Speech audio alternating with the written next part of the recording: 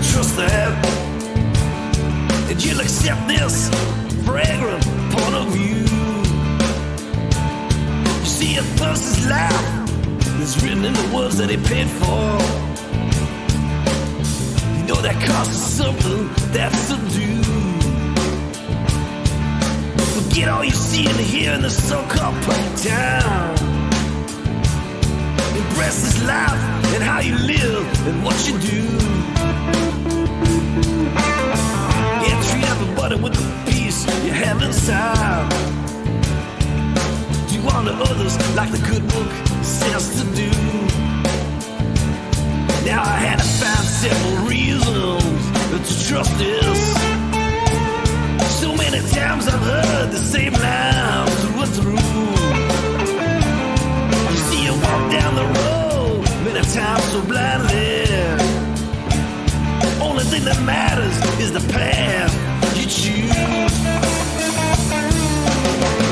A simple man would have got busted. A righteous man would have been accused. Down this road forever after. We all got something to lose.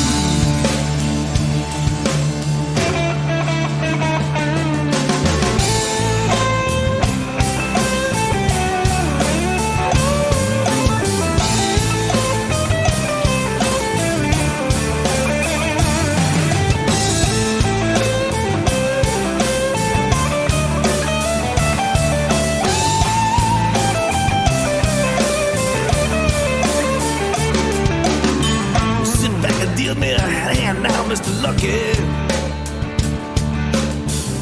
A straight of flush or a pair of twos.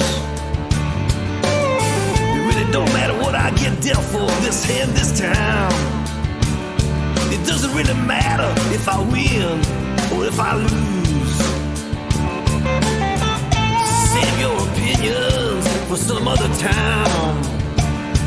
Didn't really write this song to amuse. Thinking about your life and what you're really after. Don't hide yourself behind another excuse. A rich man would have got just what he paid for. One would sing a song or two. Looking down this road forever after. We all got something to lose.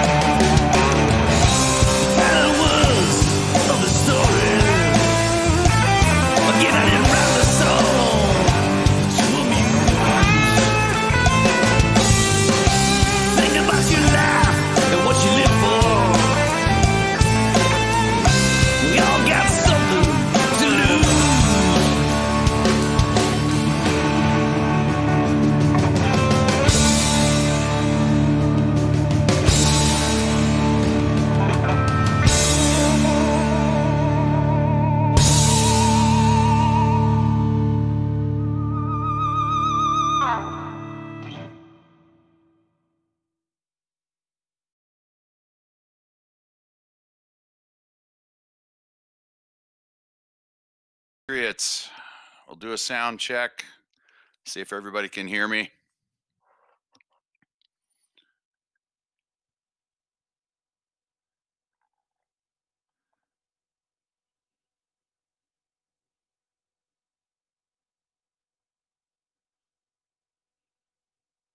Outstanding. Okay, wow, what a day, huh? And we're going to keep our fingers crossed that Lady Justice can make it. She's having some very difficult issues with her internet, and I know some other people have. As a matter of fact, I have been having some issues also. So we'll keep our fingers crossed and see if we can get this done tonight. We really wanted to do just kind of a Independence Day show. Um, Obviously, the 4th of July is on Saturday, but July 2nd is a big day, and Lady Justice was going to talk about that. And hopefully, if she can join us, we'll do that, and maybe some people will get educated on that difference in dates. Just one announcement I want to make. I think I'm not, and I should have checked, but I didn't before we came on. Our retail store, I think, is getting caught up, if not completely caught up. I think we're caught up on orders. We had sort of a delay, some back orders in May, and they've been working our vendor has been working their way through that process. And so I do believe we are caught up, and if we're not, we're pretty close. So um, we do apologize for any delays there in the shipment. It was sort of out of our control, but the COVID thing kind of um, hit us all up and down the line in the supply chain. So hopefully that's been addressed and everybody's received their product and they're good to go. Okay. One thing I know people are going to want to know some intel. I really don't have a whole lot other than to say that our teams are getting ready to travel. They may have gone today. I don't know. I didn't get an update. I've been pretty busy. And that has to do with basically putting assets into the new system. And this is a process that with an asset backed system, you have to go through where the assets have to be counted, they have to be inventoried, they have to be authenticated. And I don't know if anybody saw the Zero Hedge article this week. Did anybody see that about the Chinese gold bars?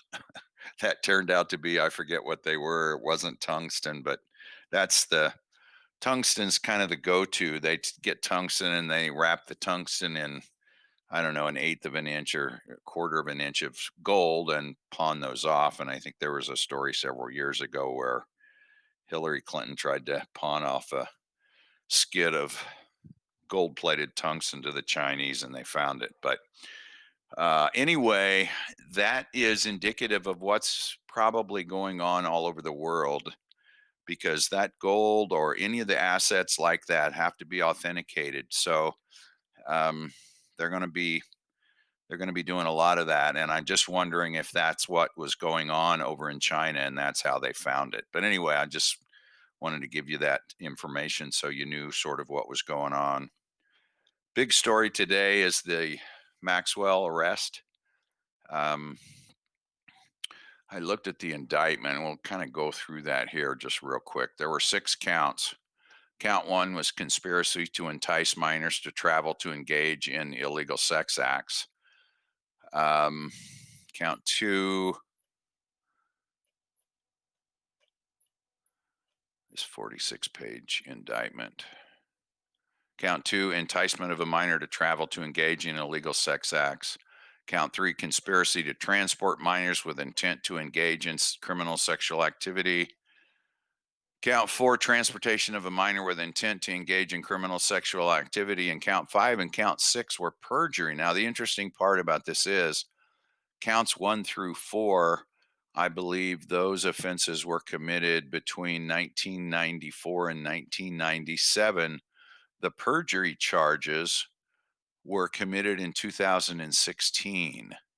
So it covers a 20 years or so here. And she was caught in, I believe, New Hampshire, Connecticut, somewhere up there in the Northeast on an estate that she paid cash for, which was interesting. And I saw a listing for that estate. I think it was listed for a million 057 or something and change, and she paid cash for it. And the information that I saw indicated that that was done through some, well, I think it used the terms anonymous LLC. So she was trying to hide that it was her, and she had the cash to pay for it. So she was hiding out. They got her at 8:30. unlike the way they did it with Roger Stone, which they had the CNN crew there and 20 agents armed and got him up at, I don't know, 4 or 5 o'clock in the morning while it was still dark and filmed it. So anyway, that is that is going to be the start of things. And I know we've over the months we've talked about some things that are going to come down in the future. And I know that July was a big month.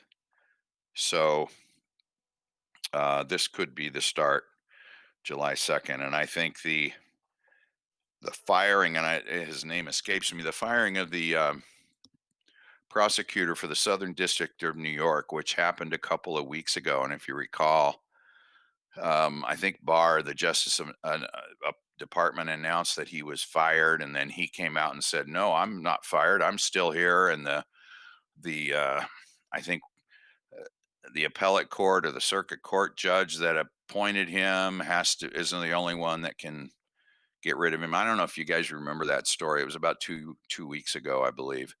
Anyway, sometimes you got to get these guys out of the way before you can do things. Now, the Southern District of New York is also where um, Anthony Weiner's laptop ended up. So we could be seeing this could be the first. Well, I think it is going to be the first of a lot of investigation and indictments.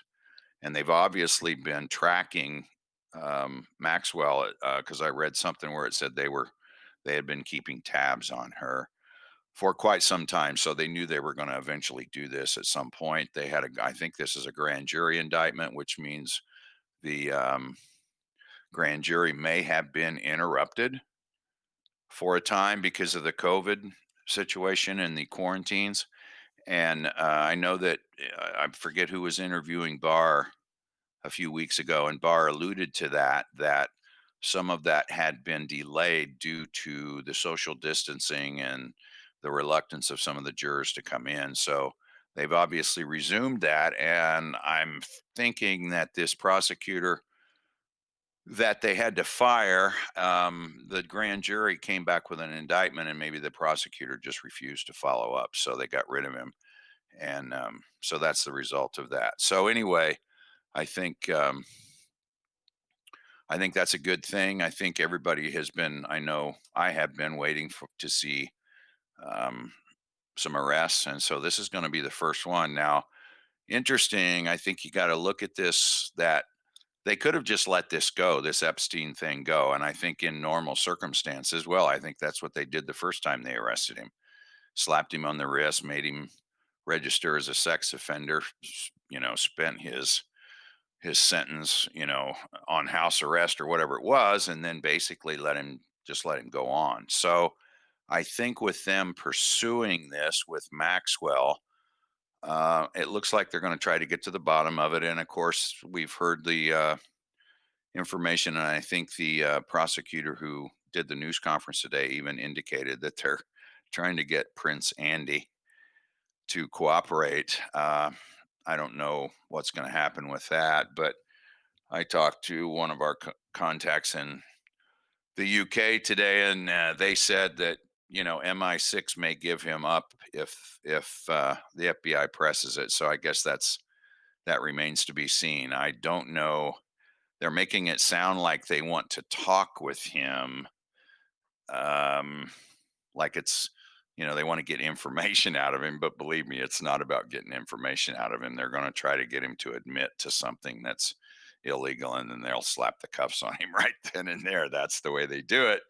So anyway, we'll follow that and see how that goes. But I think this is going to be the start of some very interesting times. If they're into the Wiener laptop, that means that they're into the Clinton Foundation. And I know there's been some information that's surfaced today about the IG's report. Uh, Not sure when that particular IG's report came out. I think it was Horowitz. It may have been the first one. Um, the first one of the two. The second one had to do with, this was the controversial one where Horowitz found that there was no bias, but he cited, I think, 21 issues or 17 or something like that. But I think in the first IG report that was done a few, maybe 2 years ago, there was a reference in there to the Clinton Foundation and the Wiener laptop. So that's kind of resurfaced a little bit in some of the posts and some of the stuff that's been talked about today in relation to Maxwell. So that could lead to other people, and I think it will. Now, before a few minutes before we came on, I was listening to I was on the Michael Moore website, True Pundit. He was interviewing a victim of Bill Clinton. Um, and I don't know, you guys can go to True Pundit and find that interview. I think it's about 32 minutes. It's pretty disheartening. I think the victim is now 26 or was 26 when the interview was done. I really don't know when the interview was done. I think it was recent. I don't know how recent, but anyway, the victim talks about, and his face is blanked out, and his voice has been modulated, so you can't recognize his voice. But anyway, he describes the start of this abuse when he was 8 years old. So if you can stomach 30 minutes of listening to this kind of stuff, you can go to True Pundit and find that interview. This information, according to Moore, also known as Thomas Paine, has been given to the FBI. So once the floodgates get opened, we could see a ton of arrests coming down in the next few weeks or few months. And like I say, July was supposed to be a big month, and it's only the second, and we've already seen this. So uh, that's what we're looking at now. In the Discord, I got asked this question this week because there's been a lot of information out there about McCabe and Comey and Brennan and Clapper and Page and Strzok and Rosenstein being arrested, some of 'em, and even Obama and Big Mike, being arrested, taken to Gitmo, executed, all this kind of stuff. And wanted to know what I thought or if I knew anything about it. And the answer is I do not. However, I know one or two of our guys. I know one guy for sure is involved in some of these arrests, but it's so tight that he is not even sharing his information with the group. So the best that we could get out of him was there's some names that you'll know. So it's going on, but I don't know if it's politicians. I don't know if it's business people. I don't know if it's Hollywood people or entertainment people. I don't know, but that's how tight it is. Um, so anyway, I just wanted to put that out there because someone in the Discord asked me that question, and so I did answer it. And there are some things that I get that they say you can't put this out in public, but this was something that I mean, none of us can get anything out of them other than we're doing it, it's happening, but we can't tell you who it is. So um, that's we'll put that out there for what it's worth. Um, as far as I know, on the financial system, it's still a go. It's going to take some time to propagate the system with turning or accounting for the assets, and then um, basically turning them into cash or currency, and putting money in the system, putting money into the accounts that's going to support the system once it gets up and going. So don't worry about Trump. He's been talking about a second stimulus even being better than the first. Don't worry about it because the Federal Reserve is going to eat all of this. They're going to eat it. Um, so it's not gonna create any issues. And by the way, I did hear I guess I can put this out there. I did hear that there was a trust that was set up this week in a Western state regarding some two guys that were in the military. One used to be a joint chairman of the Joint Chiefs. Another one is, if you're in the dinar world, you may have heard of him, a Navy guy. They started a trust this week. So um, if I tell you the name of the trust, it's going to start down the Nassau road. So I'll withhold that information. But anyway, there was a trust established, and we were told a few years ago that the redemptions, or the conversion of the dinar, the reval of the dinar, was going to be part of the um, funding for the new system. So it's starting to look more and more like that's going to turn out to be true. Ah, big drink of water. Okay. So I just wanted to let you know about that. So everything looks good on that front. We are coming up on July 15th, which is the new date to file federal income taxes. Now, Trump has been talking about doing away with the withholding, which is basically, if if you have a job and you get your weekly or biweekly or semi-monthly or monthly paycheck, they withhold federal taxes, they withhold FICA, they withhold state if you're in a state that has income taxes. And so he's talking about doing away with the federal withholding. So if he does away with the federal withholding, that virtually destroys the IRS, because that's the money that all the companies withhold from your taxes and pay to the government on a monthly or quarterly basis. So um, if that goes away, I don't see how the IRS can stay afloat. So anyway, look for some sort of an announcement coming up. He's either going to have to extend it or just do away with it. And some people have asked, well, what if I'm getting a refund? Well, if you're getting a refund, file your taxes for sure. They'll send you your refund. If you owe, then I would just hang on to your tax return and file it. If the 15th of July is still the good date, then hang on to it till the 15th of July and file it then. And if Trump suspends it and says we don't have to pay taxes anymore on a federal basis, then you'll save yourself some money. Okay.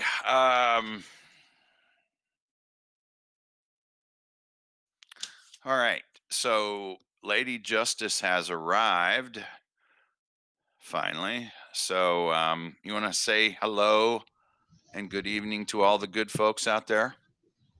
Hello and good evening to all the good folks out there. I hope boy. you're having a lovely evening. I hope your evening is better than mine. Well, it's nice of you to join us tonight. I apologize for my delay. I'm not sure. I'd love to know in the chat if anyone else is experiencing this. I have no internet. Everything's down. And I cannot seem to get reliable data service when I'm in my house. So I'm currently out of my house just so I can log in here and have a conversation with you, because I can't seem to get any reliable service right now. So I'm not sure if anyone else is experiencing that or not, but I should be thankful for it sometimes, but yeah. Tonight was not one of those nights. Was not thankful for it. Well, I've had especially because I had this wonderful speech prepared for our day of our Lee Resolution Day today, of July 2nd, which is our actual day of freedom. And I wasn't going to drag my laptop out here in the car with me, so I'm going to have to wing it. Well, good, because I said I'm not sure you're going to be here. Hopefully you will be. And this is really, actually, July 2nd is really our Independence Day, and Lady Justice will be talking about that if she's able to be here. So you're here. Go for it. Well, I'm going to summarize. I'm not sure who's familiar with the Lee Resolution. The Lee Resolution was the document that was submitted to Congress. It was actually submitted to Congress initially on June 7th of 1776, and it was voted on and voted in on July 2nd, 1776. And it was submitted by Richard Henry Lee of Virginia. And that was the documentation that declared the United Colonies are free and independent states, and that they should be absolved from any allegiance to the British Crown. So I feel that the Lee Resolution is overlooked in our celebration of our Independence Day. However, it was determined, and this is the part I'm going to have to completely wing because I had it all written out, but they needed to have an official document to give to the public or explain the move to the public. So they proposed by the Committee of Five, which was Adams, Sherman, Livingston, Franklin, and Jefferson. And that took 2 days for edits to be agreed upon. So then it was officially declared the Independence Day by the Declaration of Independence document, which is why it's the Declaration of Independence, on July 4th. So that is how we determined it to be July 4th. And so we had a Federalist and a Republic battle that went on for a couple of years as far as how to celebrate the Declaration. And the Federalist side was John Adams, the Republican side was the Thomas Jefferson side, and that the Declaration for the anniversary day weren't widely celebrated until the Federalists faded away, and that was around 1812. But there was a letter written by Thomas Jefferson in 1826. I believe it was the last letter he ever wrote. I'm going by memory here. But he had written, "For ourselves, let the annual return of this day forever refresh our recollections of these rights and an undiminished devotion to them." He and Adams then passed away 2 days later on July 4th. Isn't that an amazing story? Wow, I didn't know that. Yep. Yeah, so I felt that it was a great day, July 2nd, our independence, or a day of freedom, our resolution of freedom today. And it was a great way to start it with the news of a big arrest. And I know you covered that, but I think that this was a great way to start the day. So I personally am struggling myself right now. I'm very much excited to celebrate the freedom of this country, but right now I am struggling internally with the amount of sacrifice I see happening with those freedoms. So I'm trying to find a balance, I guess you could say, right now, especially because I see this ramping up again. I'm sure you saw the super PAC that was recently organized. I think Q did a post on it even, of the 43 prominent officials from the Bush administration organizing their super PAC to aggressively go back after the White House, because the gentleman who currently holds office there just isn't distinguished enough to keep their lies and corruption and bullshit going for the next 100 years of our lives. So I'm in a state of I'm being pulled in different directions on how to celebrate our freedoms and how to handle this debacle of how I see our freedoms being trampled on more and more every day. So I'm in a little bit of a mood about it today. I don't know if you can tell. Well, does that mean you're not going to mask up? I am not a mask hole.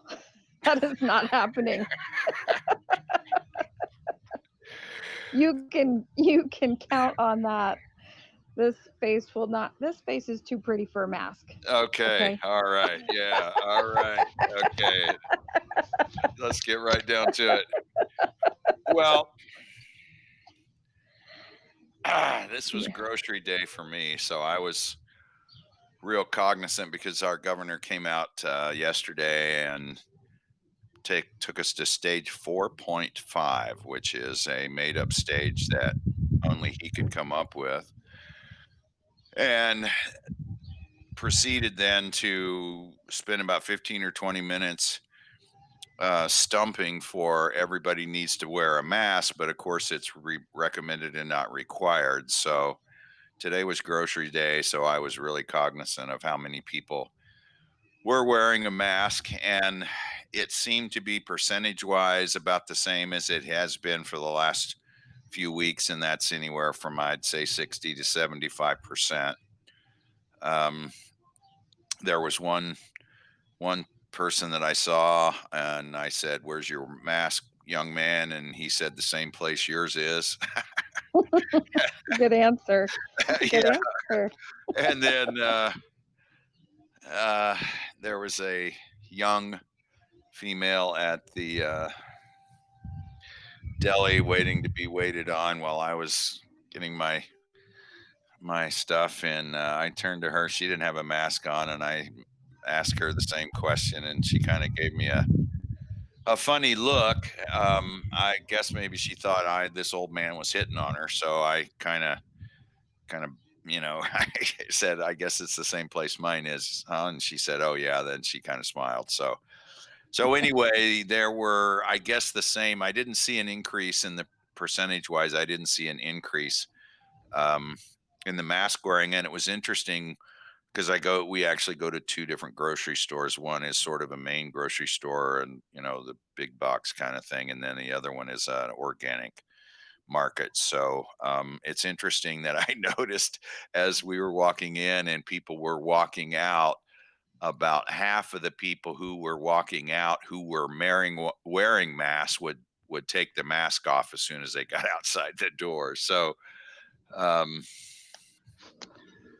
it's not going over well. I don't think it's going to go over well. And I think the more that we see various places, I think a couple of counties, maybe in southern Florida, their mayors came out and said they had to wear masks, and there's getting pushback. So I think there's going to be a lot of pushback, and I'm thinking about putting a Well, I'll sign tell up you, I on my mean, front door. recently I saw a couple of articles that claimed that there were only 5 states in the entire country that didn't have some sort of mask requirement, whether that was a local municipality or the entire state. I saw today that Texas, and I know there are Texas people in the chat, so they can correct me if I'm wrong on this, but I saw that Texas mandated masks today, and they reduced the group, the gatherings down to 10 again.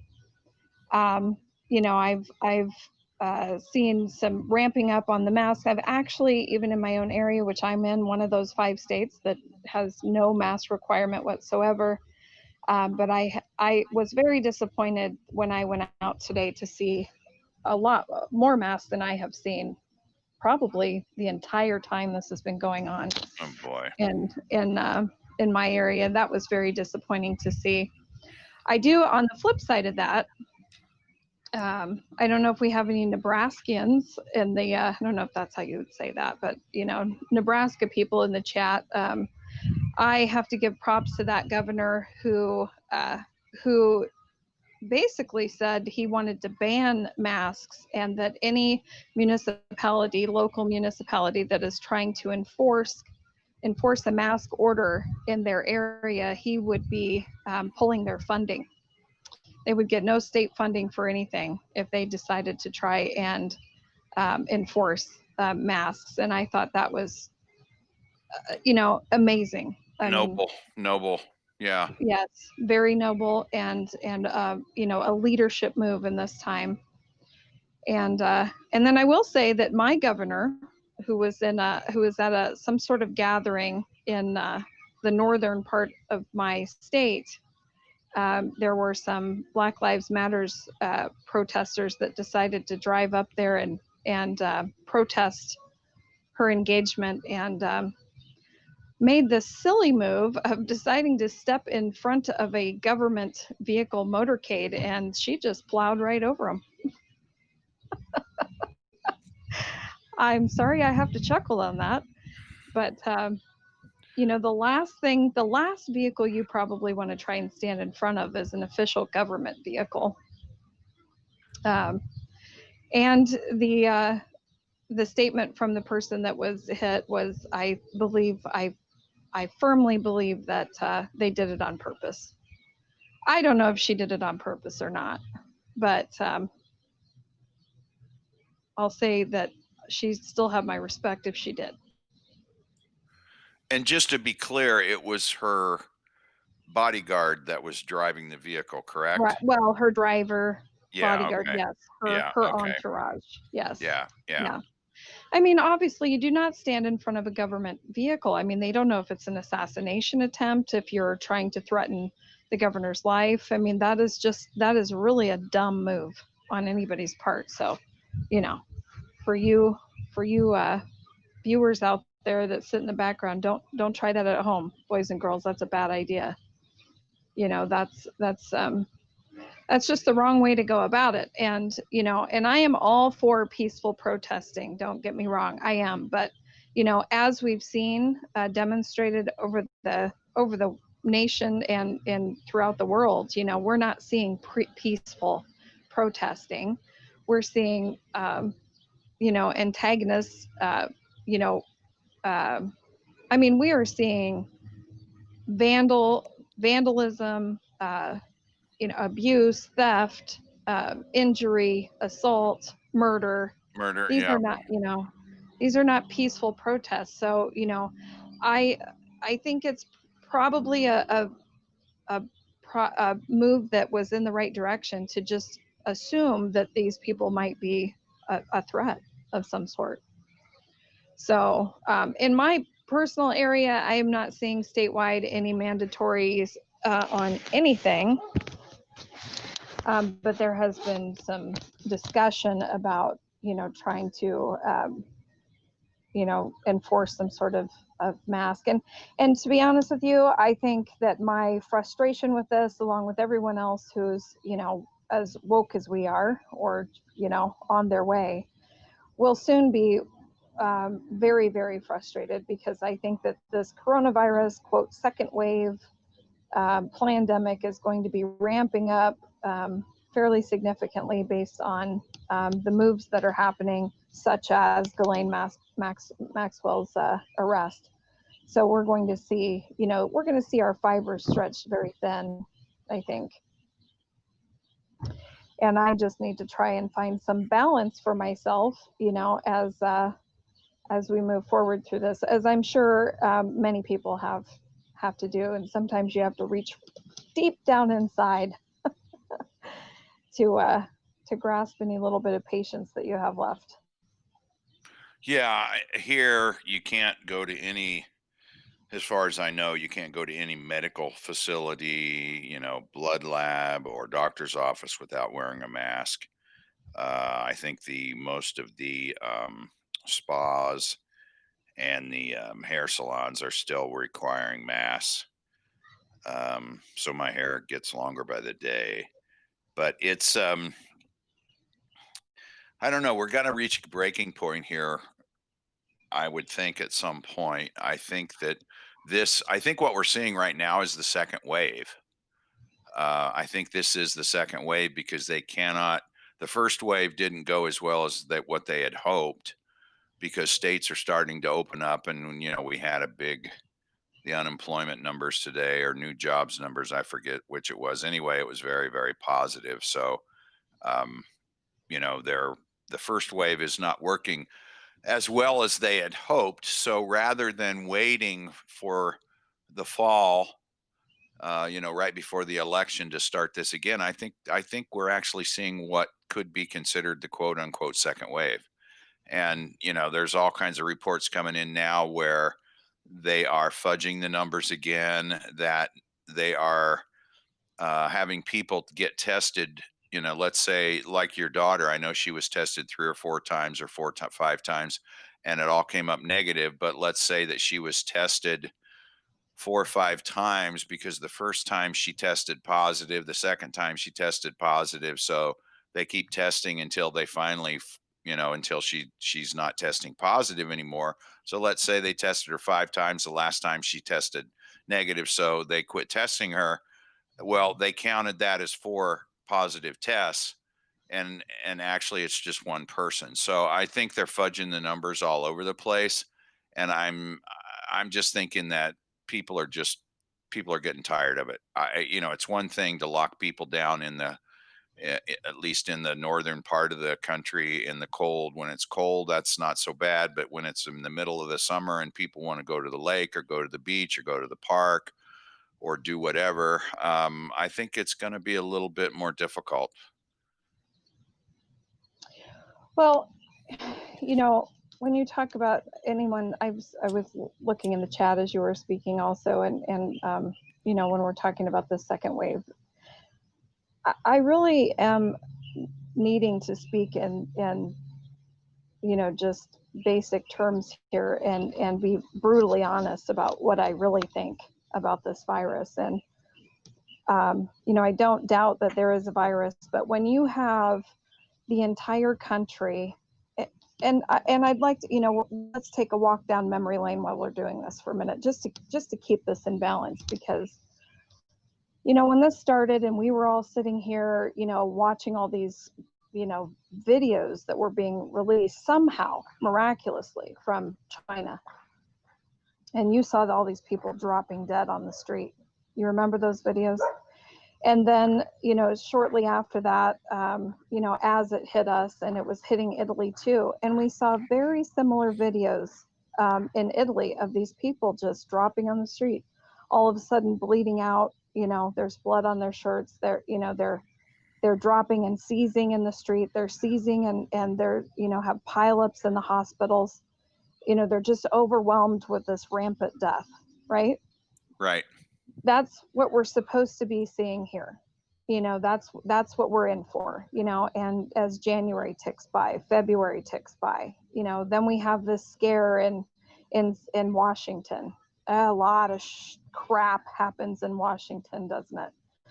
And, we have the nursing home debacle in Washington. And then all of a sudden, we're seeing numbers all over the country, that are dramatically increasing. And, and then we're seeing this death count, tick up, tick up, tick up. But mostly, those counts were in New York, California, Washington. Initially, that's where we're seeing these numbers. And then as the months tick on, the memory fades on the people that were dropping dead that we never saw here, which is a miracle, to be honest, with all the false flags that we have here on a regular basis, but never saw a video of that happening here. And as we start to sort through the numbers and we find out, and there are multiple sources, doctors that admit that they were coerced into putting COVID on a death certificate. I have yet to find one person, even though I've went to battle with a few people in different chats and on different blogs where they claim that they have this expertise. I have yet to find one person who can point out to me, what test is it after someone dies? What test are you doing during an autopsy that determines that they actually died from COVID? What test is it?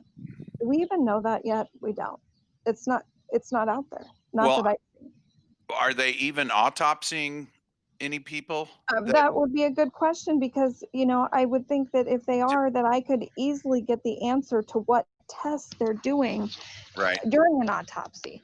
But no, it's not happening, and then, and I've skipped ahead a little bit because I skipped over the fact that initially we had faulty tests that were sent out with, different regions or the wrong regions. And I'm not a medical person, so I don't even know really what that means. But then we had tests that were faulty because they were tainted with COVID. Then we skip ahead to find out that of all the deaths that were logged, and I think it was Wyoming, maybe, or Utah, one of those states, that actually decided to go back through and determine, based on actual testing, what deaths that they had logged as COVID deaths were actually proven to be COVID deaths. And I think that the amount dropped significantly. It was over 50% that dropped. So Right. if you average that out over the nation, and then you add to the fact that we've had governors who have enforced orders to force nursing homes to accept COVID positive patients, or to accept them back from the hospital when they've tested positive for COVID. And those people account for over 43% of the deaths nationwide. And those people, on average, statistically, were over 80 with additional health concerns. If we take all that into consideration, what are we really looking at here for, a first wave or a second wave, as far as this, being an issue where it's killing people, where we're shutting down the entire world? No, I think it's just a It's flu. not realistic. Yeah, It is. I think it's just another strain of a flu. I mean, it's like that. I'm not saying that's what it is, but I'm saying it's like a a seasonal flu that goes through every few years that's worse than the normal flu that goes through every year. And so therefore we are overreacting, but there's a reason we're overreacting, because it's not about it's not about COVID, it's about the election. I mean, this is what it's all about. And everybody's Absolutely. So they got to when understand what's going on here. Everybody's got to right. understand what's going on here. And This is about keeping I'm Trump. not any more special or have any more access to actual information than the next person, and that's my frustration when I see people walking down the street with these masks on, or I see them going in the store. I see this complicit behavior, this complacent behavior. I that's where my internal struggle really starts to kick in, because you sometimes I literally just want to scream at these people. I mean, I want to carry my. I'm going to get a huge poster board, and I'm gonna post all these facts on them, and I'm going to I'm gonna laminate it. I'm Do going it. to laminate that son of a bitch.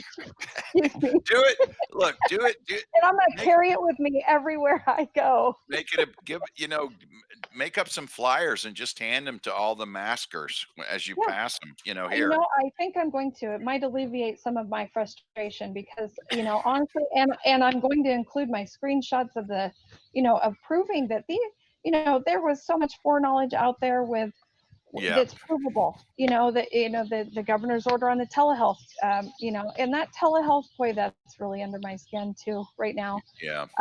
And then we're seeing this push. We're just seeing more and more tests, more and more people testing positive. Well, gee, I saw just an incredible quote today.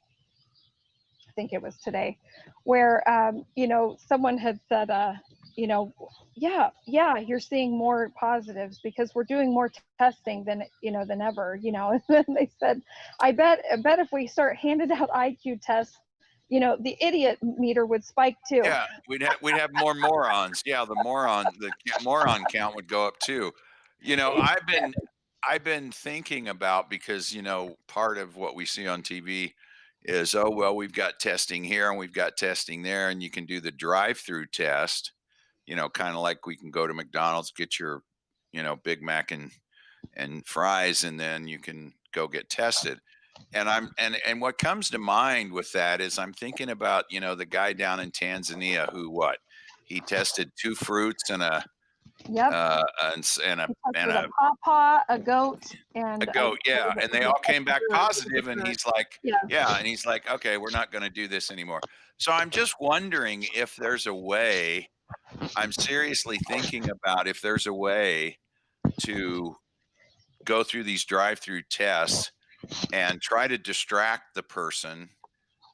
That I mean, I guess you just drive through and they're standing there and they hand you a test and you do it. If you could take somebody with you and have them surreptitiously, test an orange or something while you're distracting them, and then give it to them, you know, and then it comes back positive and you can prove it and get it on tape and all that. It probably wouldn't do any good anyway. But I just, you know, when they talk about these tests turning out positive, I just always think about is it the president of Tanzania or the prime minister or whatever the head guy is down there, you know, of his test. And that was back in, was that April or May that he did that? April, I believe. April. I Yeah. believe And that he was just April. said, yeah, I said, okay, we're done with this. So this is what's going on. And, you know, I think people have to recognize and understand that it's the medical profession who is complicit in all this. Now, it's not Absolutely. everybody, but, Absolutely you it know, is. the You reason yes. the reason we're getting some of this information is there are some nurses and there are some doctors who are coming out and you know, putting the information out either themselves or through other people, you know, through third parties, so that we know. But I'm just wondering if this is going to become more and more prominent as we go forward, that we're going to have more of these people come out to the point where everybody's going to know it's a big it's a big scam. So I'm hoping that's the case. Thank Well, you, I think well, yeah, Kathy B. Kathy Yeah. D. Thank you very much for your support. We appreciate it. Go ahead, because I I'm think that we'll eventually have to do that. Although, you know, I have experienced such aggravation, you know, personally, in regards to the medical community, and you know. But the fact of the matter is, if we look at this, you know, in realistic terms, when it comes to you know, pandemics, you know, infectious diseases, and there are some experts out there, you know. yeah, However, if they're treating patients, I'd say, you know, 9 times out of 10, maybe I'm going a little too high with that, but I would think if they're still treating patients, they are not the ones, you know, that are researching, that are taking the time to research this information, that are keeping up on the studies. They rely on the information to be disseminated, you know, as it's agreed upon, because that's why we have a CDC and a National Institute, you know, right, Health Institute, and you know, the BS World Health Organization. That's why, you know, these people get billions of dollars to stay on the front line of, you know, this research and the cutting edge treatments that we're supposed to be privy to, and they are then in turn supposed to pass that on to our physicians, who have their hands full, you know, treating symptoms, because that's what we do, you know, treat symptoms. And they're not receiving this information. I mean, you know, when you have 70 years plus of or 60 years plus of information on hydrochloroquine, and you know, I've had 2 local physicians here, and one of them, I will say, I have confidence in her abilities, but they you know, echo the you know, the same information that we're supposed to believe right now, that isn't a treatment and it doesn't work, right, and that's not. And they have no idea. They have no idea about these studies that have been conducted that show clearly that, you know, that it does treat coronavirus. mm-hmm, Uh, you know, they don't have that information. Now, if this is something that would be pertinent information in regards to treating coronavirus, and this is not just this particular coronavirus. These are, you know, viruses over the course of, you know, the last 50 years or whatever.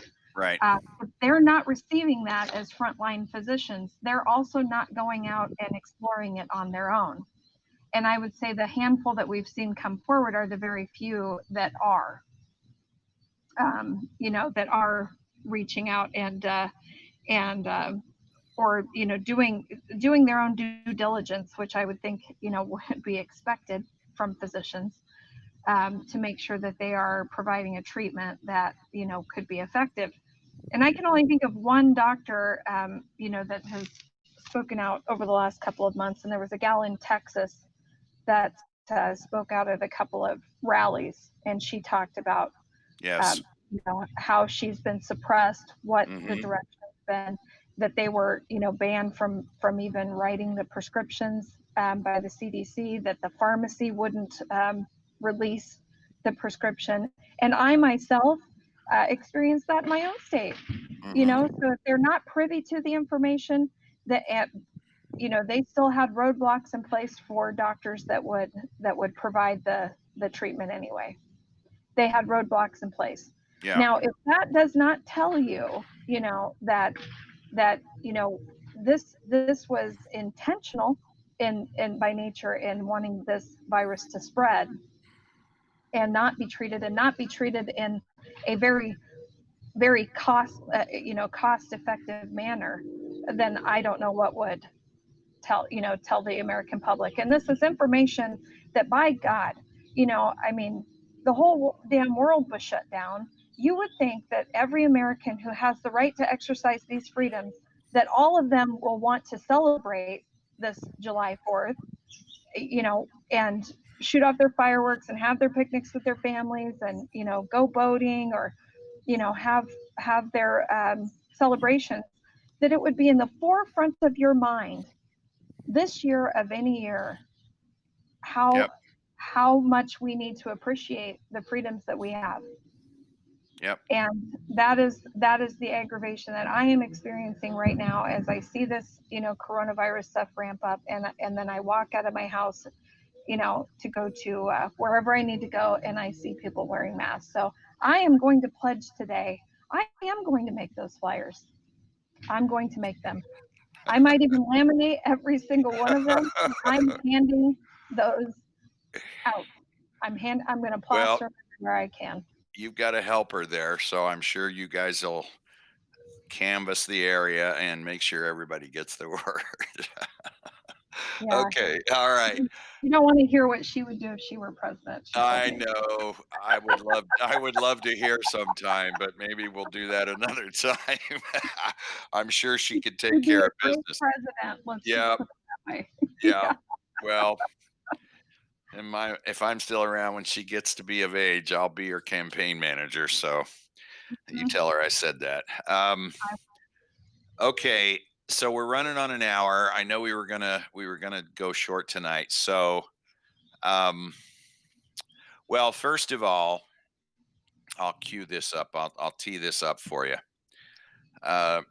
We had planned originally to do episode 2, White Hat 48 report, for the 4th of July release, just because it was the 4th of July. But there have been some recent developments, and because of the focus of everybody on other things, that I didn't know whether it would be good to release it or not. However, you have indicated to me you thought it would be. That aside, there has been some new information that has come to light, and you are the one responsible for that. So do you want to leave everybody with a bit of a teaser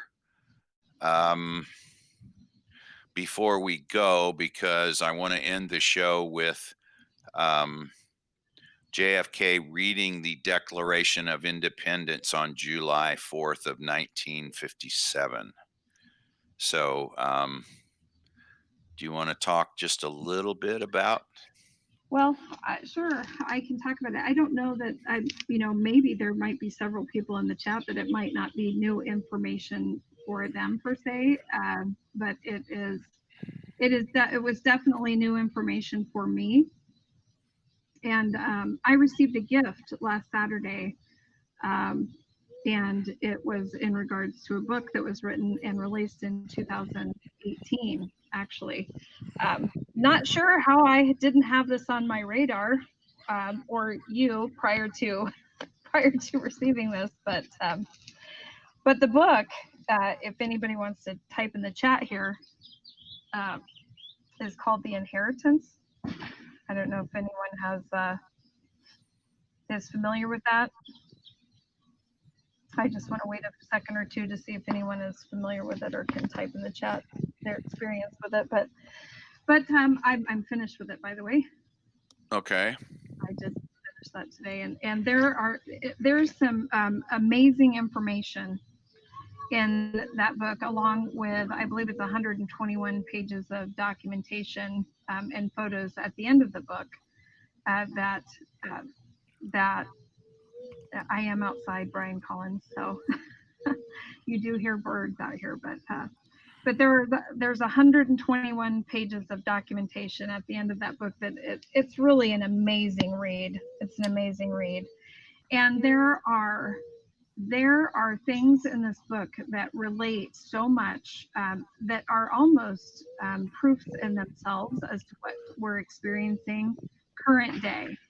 And when I say current day, there are a lot of correlations with Q posts and Q information that we would have to go in great detail and maybe read those posts or read those excerpts from the book and then relate them to Q posts. But there is a lot of there's a lot of direct correlation there, and it's very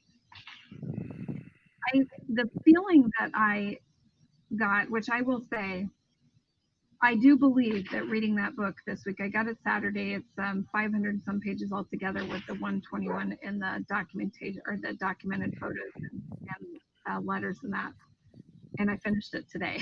So it's a book that it's hard to put down once you start reading it. But it is the kind of book that you have to read it and pay attention to every detail on how it's written because of the details that are in the first few pages that become much more important as you go further on in the book. But there is a lot of information in there that is so eye-opening and so heart-wrenching if you just take a moment to realize what we've been robbed of the last 57 years of our lives. And I have not been alive the last 57 years, but I have to put that disclaimer out there. I know you have. And it is heart-wrenching to think about how much we've been robbed, what was taken from us over these last 57 years, what was taken from this country, and to be honest with you, what was taken from the entire world. And there's a lot of eye-opening information there for me personally in regards to Russia and the involvement and the knowledge that they were privy to with JFK's assassination, with the information in regards to Cuba and JFK Jr. There is just a lot in that book. It's called The Inheritance by Christopher Fulton. Oh, I was wrong. Not Charles, Christopher. Okay, I knew it started with a C. My bad. Yeah, Christopher okay. Fulton and Michelle Fulton, his wife. And this man went through absolute hell for being in possession of assassination evidence, and he did not realize it was assassination evidence at the time he acquired it.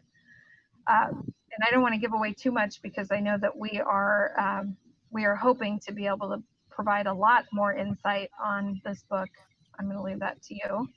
But I'm hoping we can provide a lot more insight, a lot more personal insight. Can I tell them what we're going to try?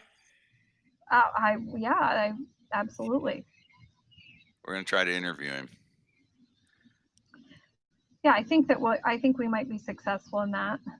Yeah. And I really, really hope that people, if you're listening about this book and you have the opportunity to buy it, he has a website, cmfulton.com. It is available on Amazon and Barnes and Noble, but you can order it through their personal website and you get a signed copy of the book. It's very reasonably priced. It's I think $19.95 or something like that for the signed copy with $3 shipping or something. So, yeah, it is. Yeah, that's exactly what it is. Yep. It's well worth the $20 to spend and read this book. And to see the documentation that's at the back of it, and the story of the watch, which is the I'm going to give a little bit away. The assassination evidence that he acquired was a Cartier watch that Jackie had purchased for JFK on their wedding anniversary. The story of the watch is so profound, and it really moved me. I can't really describe the feeling that I got, and it is in relation to research I've done on the Looking Glass, and and Trump, and the history of the Trump family, and also in relation to Q posts. It's really moving when you read it. But like I said, you really have to pay attention to every word. Trump is mentioned in the book. Actually, I don't know how much I should give away, because if I start talking about this, I could No, no, no. give away the whole book. No, no, no, no, But I'll no. just tell you that Trump is in one of the photos in 1997, because a display of these artifacts. There was a collection of artifacts that were um, that were willed to this gentleman's friend, and that collection of artifacts is on display in Trump Towers in 1997. And there's a picture of Trump sitting in one of JFK's rocking chairs, and it's just astounding to see it. Well, yeah, I can kind of follow up. If anybody out there are JFK people who were around at the time and have researched this, you will know who Evelyn Lincoln was.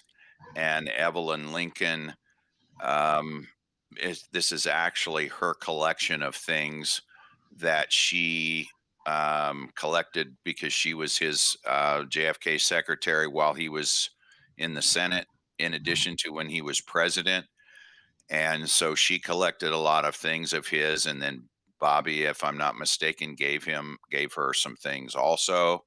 Yes. And did she not have to leave the country once or twice or She whatever? chose to. She chose Okay. to leave the country. I believe she went to Australia or New Zealand. I can't remember, but she chose to leave due to the fact that she felt her life was in danger, and she was, that correct. I mean, Yeah, yeah. the amount of devastation and death that and agony and anguish, and just everything that has been taken from us as Americans based on what happened to John F. Kennedy I mean, it's heart-wrenching. So if you aren't into JFK, if you aren't into JFK history or understanding what really happened, get into JFK history, because it is incredibly important as to what we are going through today. It's everything. Yeah, It and that's why I have been on it since the day it happened and have followed it and realized at this point that that was the turning point, and those people who did it, who were responsible for it, are still in charge, and their underlings who were around then are still in charge. And so it has a lot to do with what's going on today. And his story, Christopher Fulton's story, I think illustrates that more than anything else, is how desperate they are to keep all of that quiet, because if it all comes out, it'll blow everything up. So we'll just leave it there. We're going to try to interview him if we can. I've ordered the book. It hasn't arrived yet, but I'm going to read the book so I am up to speed on everything, and then we will reach out to him and try to get him to come on to do an interview. We have listened to some of his other interviews, and are just flabbergasted at the lack of knowledge or lack of preparation that some of these other interviewers have done before they have interviewed him, because there's so many questions that we're asking each other. And I haven't read the book yet, but Lady Justice has taken me down that road a little bit with a lot of information, and we're wondering why these certain questions weren't asked. And I think the easy answer to that is because these people just didn't know that much about the JFK assassination, and or didn't understand the significance of some of the things that were in that book, because they didn't cover any of this information at all. But you can be assured that we will cover it if we can get him on as an interviewee. So that's something that we've got to look forward to. Do you have anything else to say? I think what I'm going to do is I want to play that reading by JFK of the Declaration of Independence, because I think everybody needs to hear that. If you have anything to say, you can do that before we play that, and then I may do a short Q&A and have some wrap up things to do after that, but I'll let you go because I know you're being inconvenienced, the way it is now.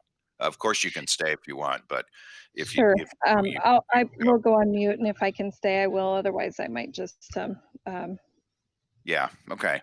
end it. But yes, I just want to repeat how important it is of our Independence Day, remembering why we are celebrating, why we have a day to celebrate in the first place, what was sacrificed by the people who gave up their lives and gave up so much to ensure that we had freedoms on this day. And I just want to quote Jefferson by saying, "For ourselves, let the annual return of this day forever refresh our recollections of these rights and an undiminished devotion to them." Undiminished devotion to our rights, our freedoms, our liberties. That is imperative for our future. It's imperative for our children's future and their children and their children. So I truly hope in every minute of every day, because that is truly how important this is right now, every minute of every day should be dedicated to remembering your undiminished devotion to your rights. Every minute of every day. Well said. Okay, we will now cue up the reading in July 4th. This was done July 4th, 1957 by JFK. I believe it was a radio address, and he read the Declaration of Independence. I think it was in the morning at like 9 o'clock. So we'll play that now, and then when we get done, I'll come back and maybe wrap up and take a few questions. Okay. When in the course of human events, it becomes necessary for one people to dissolve the political bands which have connected them with another, and to assume among the powers of the earth the separate and equal station to which the laws of nature and of nature's God entitle them, a decent respect to the opinions of mankind requires that they should declare the causes which impel them to the separation. We hold these truths to be self-evident, that all men are created equal, that they are endowed by their Creator with certain unalienable rights, that among these are life, liberty, and the pursuit of happiness, that to secure these rights, governments are instituted among men, deriving their just powers from the consent of the governed, that whenever any form of government becomes destructive of these ends, it is the right of the people to alter or to abolish it, and to institute new government, laying its foundation on such principles and organizing its powers in such form as to them shall seem most likely to affect their safety and happiness. Prudence indeed will dictate that governments long established should not be changed for light and transient causes, and accordingly all experience hath shown that mankind are more disposed to suffer, while evils are sufferable, than to right themselves by abolishing the forms to which they are accustomed. But when a long train of abuses and usurpations, pursuing invariably the same object, evinces a design to reduce them under absolute despotism, it is their right, it is their duty, to throw off such government and to provide new gods for their future security. Such has been the patient sufferance of these colonies, and such is now the necessity which constrains them to alter their former systems of government. The history of the present King of Great Britain is a history of repeated injuries and usurpations, all having in direct object the establishment of an absolute tyranny over these states. To prove this, let facts be submitted to a candid world.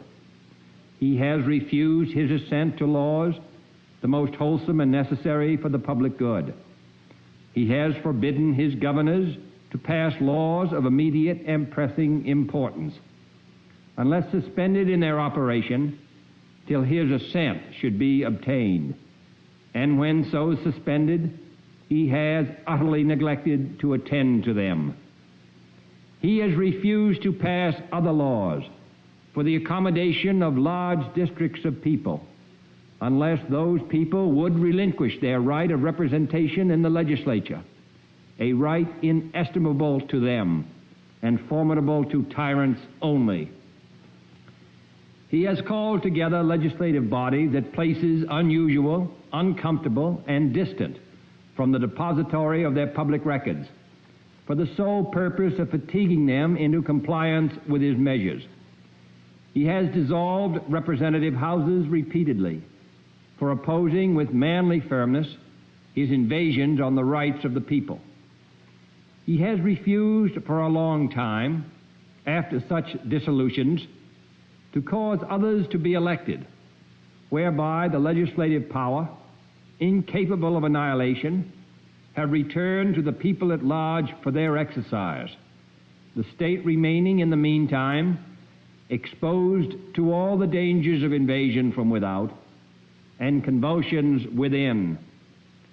He has endeavored to prevent the population of these states, for that purpose obstructing the laws for naturalization of foreigners, refusing to pass others to encourage their migrations hither, and raising the conditions of new appropriations of land. He has obstructed the administration of justice by refusing his assent to laws for establishing judiciary powers. He has made judges dependent on his will alone for the tenure of their offices and the amounts and payment of their salaries. He has erected a multitude of new offices and sent hither swarms of officers to harass our people and eat out their substance. He has kept among us, in times of peace, standing armies without the consent of our legislatures.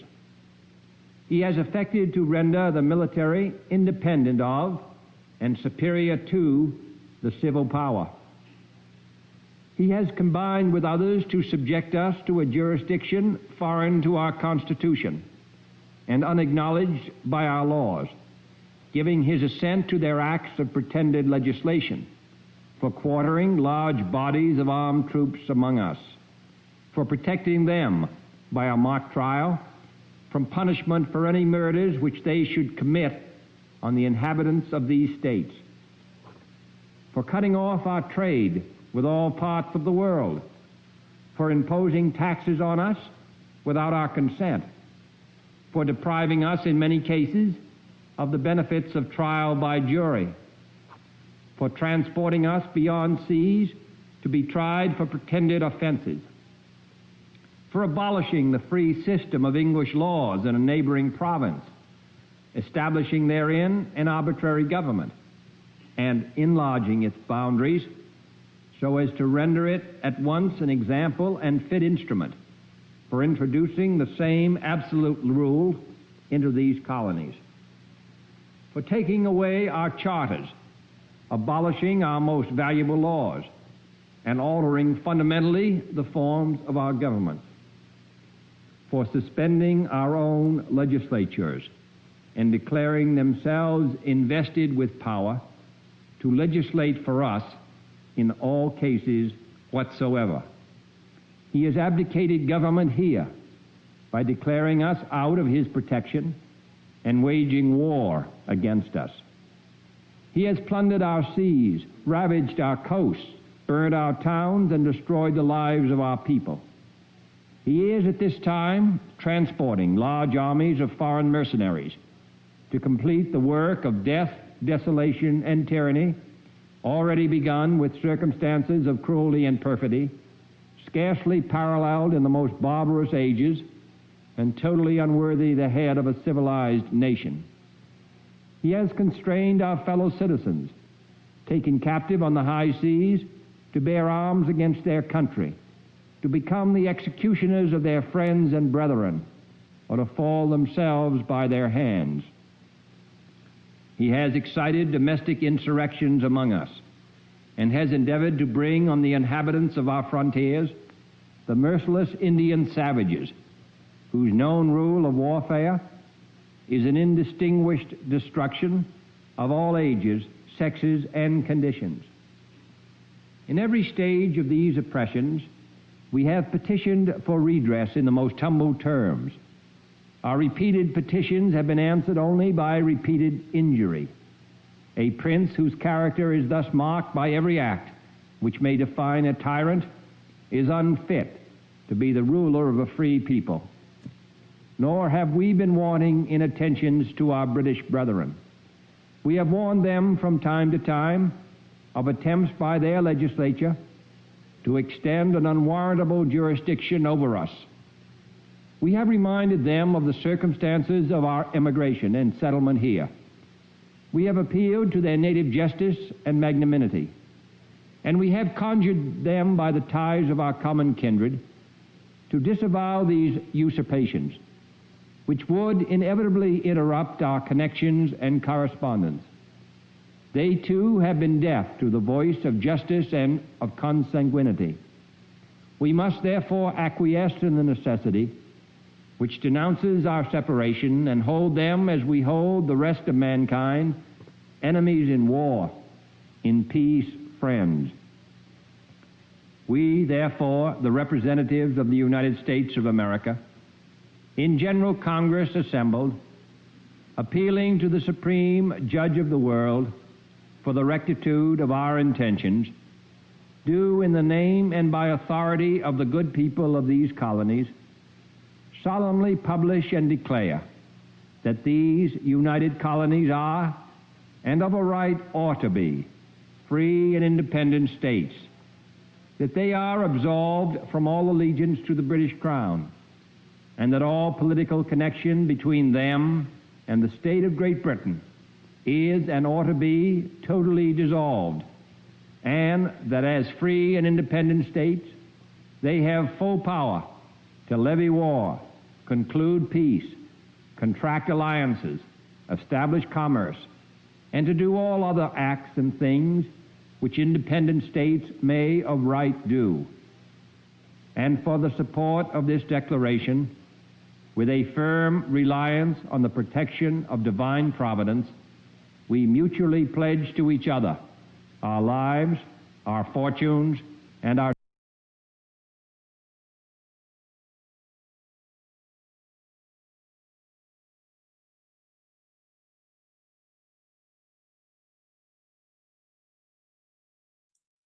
Okay. We're back. That may have cut off. But anyway, I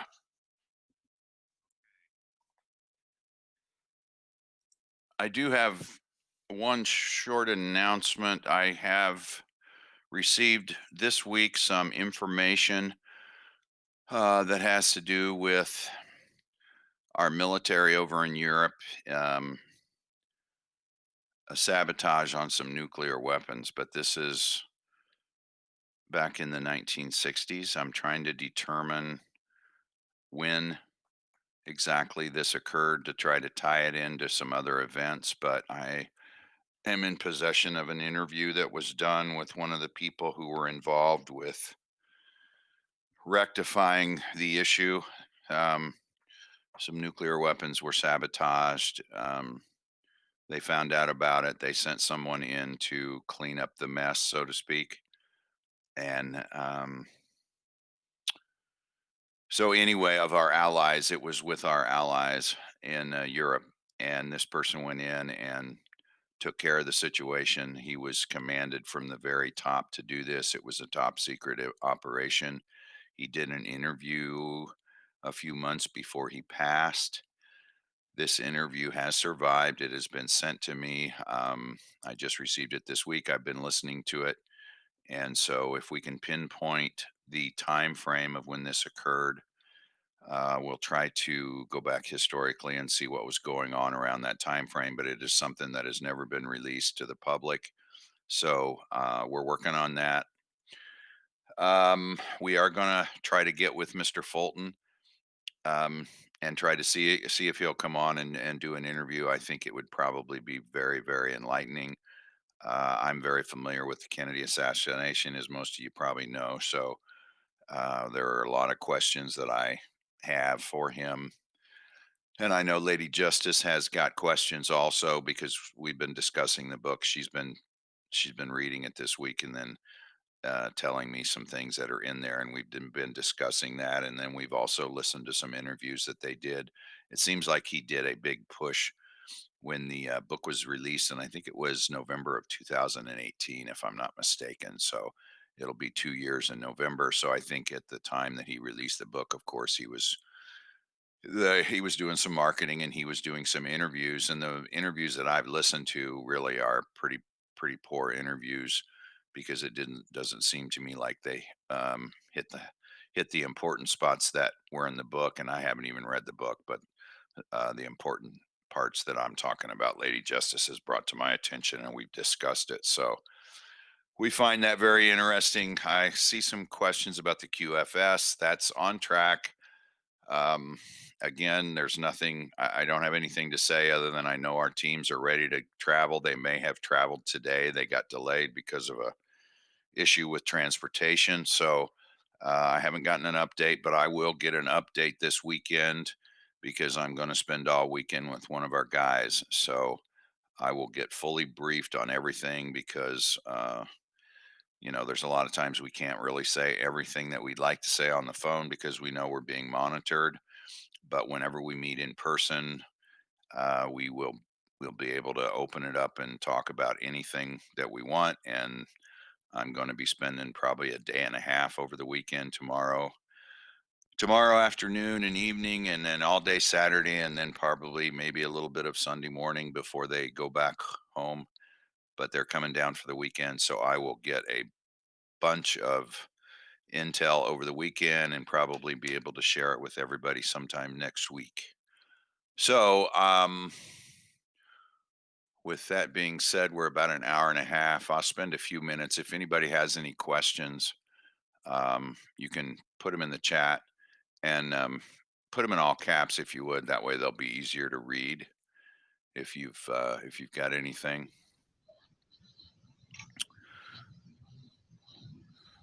You get anything to add to that? No, I think you did a great job. Sorry, I've had to, handle the domestic duties during Yes. some of it. So. Sure. Sure.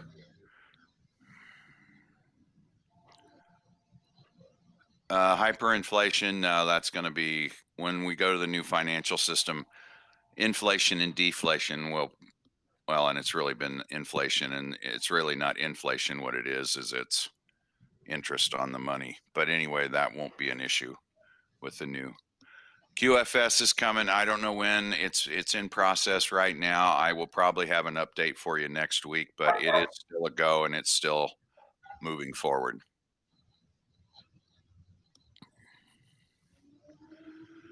Yeah, I'll see if I can get Tori back on. She kind of frustrates me because she knows a lot of information, but most of it she can't divulge. So it's kind of like pulling teeth with her. But yeah, maybe I'll reach out for her. Blackout for 10 days, Brian Collins. I do not know anything about that. How do we know those being arrested are not clones? I guess we don't.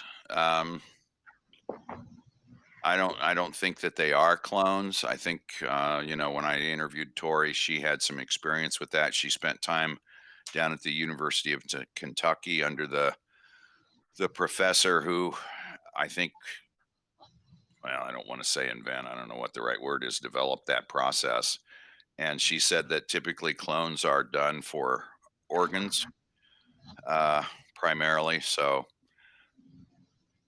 that's all I want to say about the clones.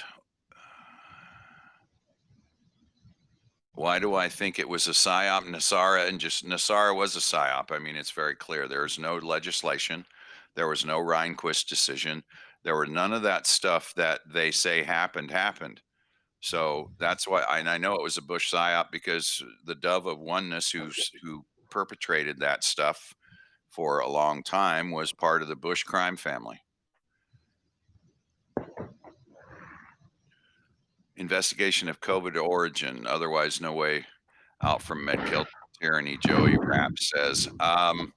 Yeah, I think we're going to find out. I think that's going to come out at some point.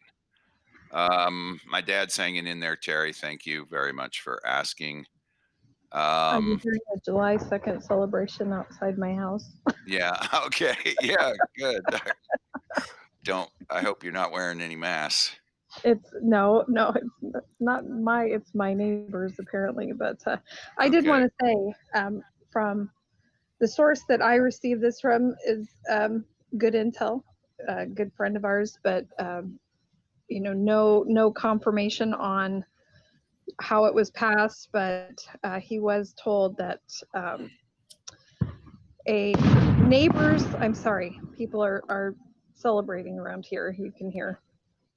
But neighbor's brother trains with special forces and was told to buckle down this weekend because something big is happening.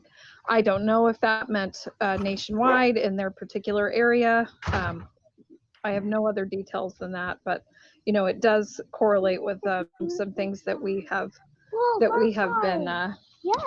been already assuming that might happen this weekend. So. Okay. Guys. Okay.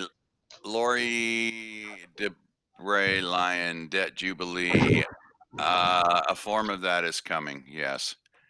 What do I think about Gregory Hallett? I'm glad you asked me that. I don't know anything about his claim to the British crown or being the king or Christ or anything. I know that's creating a lot of issues with people. I know nothing about that. However, I want to say I did listen to an interview that he did, and I don't recall the names. There were two other people involved with that interview. I listened to it earlier this week, maybe the Knights Round Table or something like that. I don't recall.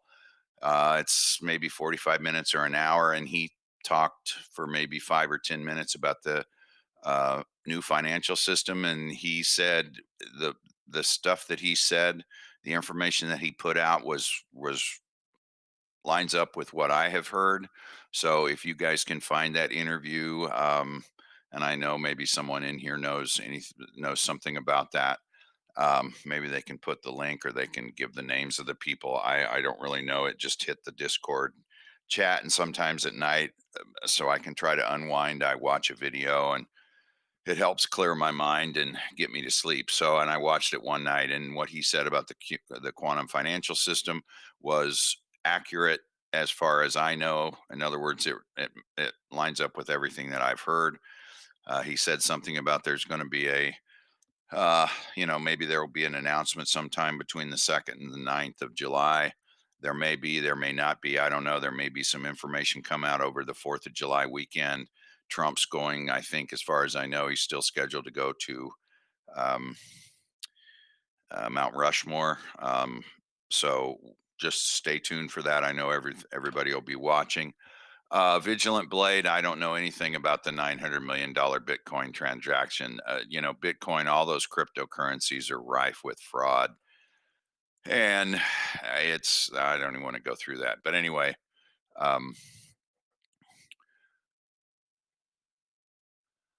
okay. Any other questions?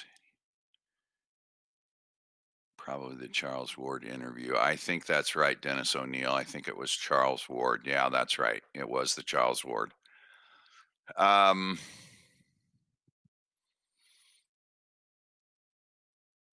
I don't know anything about the United Allied States. That is new to me. Someone posted that in the Discord, and I just took a brief look at it. I think today or yesterday. I don't know anything about it. Never heard of it before. Any other questions, guys, before we wrap up?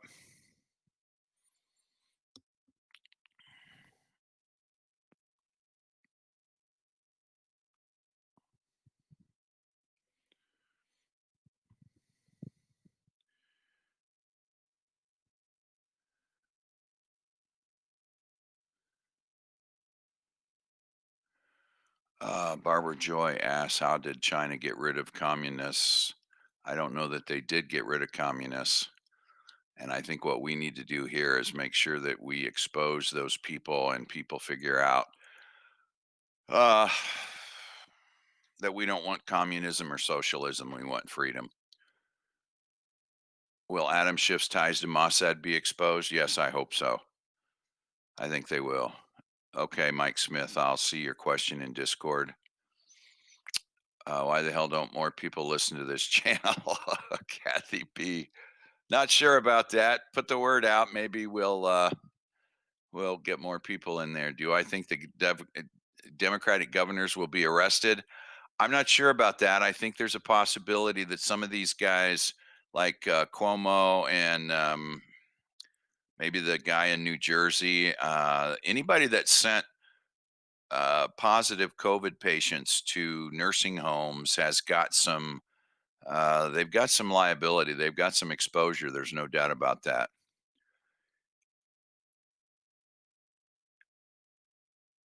Okay, Mike Smith, I appreciate that. Reach out to me in Discord if you can, and we'll see what we can do.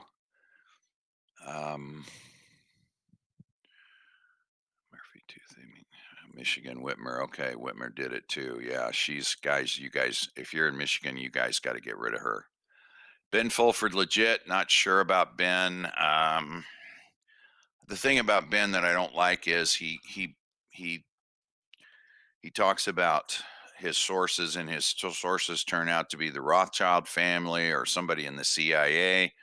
And it's always like they're always the bad guys. And Ben is all over the board. One week he'll be pro-Trump, another week he'll be anti-Trump. I mean, he's just all over the place. And I've asked some of our friends in Japan about him, and the one person I talked to hadn't even heard of him, didn't even know who I was talking about. So that should tell you something. What should TI do in the current situation?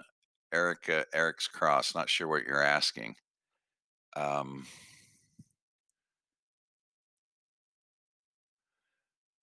Giving up your weekend for research. Who's protecting you? Oh, I've got protection. Okay. All right, guys. I think that's it. Questions are drying up. And I hope everyone will remember